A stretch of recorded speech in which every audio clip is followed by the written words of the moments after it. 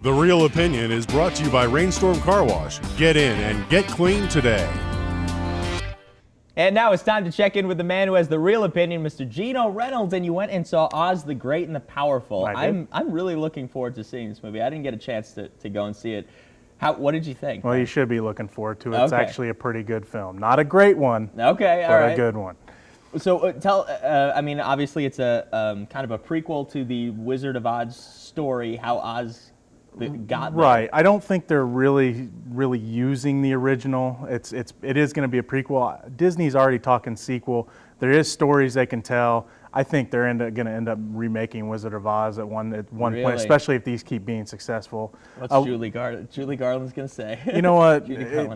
This one, if they keep the tone of this one and maybe improve on the overuse of graphics, because that was one of my problems with this movie. Not a big problem, but a lot of the graphics seemed cartoony, and I almost felt like it was Mary Poppins or something when he was running through some of this stuff, because it didn't seem. I don't know if it was supposed to seem real, or if it was supposed to look like a cartoon, but it was almost too cartoony. A little surreal there, yeah. And then some of the effects of some of the creatures. Now the evil flying monkeys were incredible and scary, and warning to parents, they might be a little too scary for your children. But some of the characters were okay, like the little China girl, and then some of the characters, like the good flying monkey, his effects at times, even though it was probably my favorite character in the movie, and it was voiced by Zach Braff. I can't believe I'm admitting that I liked it. But the effects for him weren't that great at times. But you know what? The overall story was good. I had a good time watching it,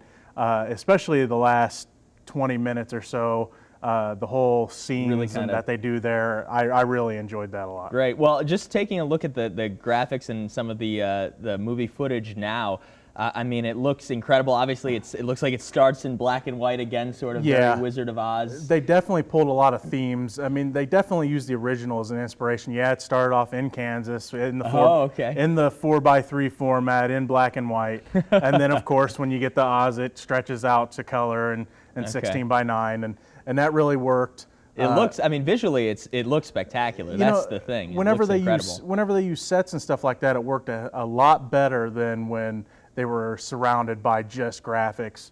At times it worked, at times it didn't. But all in all, like I said, the story's real fun. Definitely a fun family film. I enjoyed it a lot. Like I said, not a great movie, but a good one. I wasn't a big fan of The Wicked Witch. I thought it was a little overacted. I can't say who the Wicked Witch is without ruining a plot in the movie.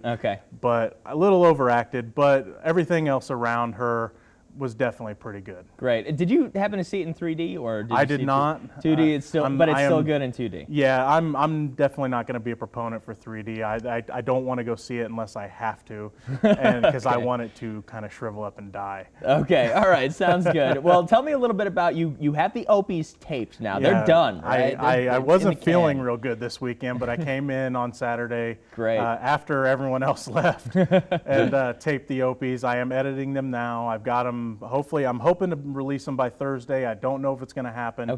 On Thursday on the blog, I am going to, in the order I'm doing the Opie's, I'm going to put the nominees up again, so that way you can print it out and follow along if you'd like. Great. And then, so I'm hoping to have them done. I don't think it may not happen until next week. I've got everything stringed together. I still got to put in footage and some titles and stuff. I'm kind of stickler about some of that stuff, being on the technical side. So, that's okay, yeah. But you know, my answers were short because, like I said, not feeling too good when I was doing it. But I hope everyone enjoys it, and after they watch it, send me some messages on Facebook. Let me know if you think I'm full of something, or if you like what I had to say, or whatever. I want to get any feedback I can. Great. Okay, and it's interesting again because you kind of take a broader look at some of these. The categories that you pick for are not necessarily the traditional ones that you would see at the Golden Globes or the Oscars. You have those, but you have kind of an expanded edition there. I like to do some genre awards. I mean, I wanted to add some more. I wanted to add horror this year, but I didn't see enough horror films last year to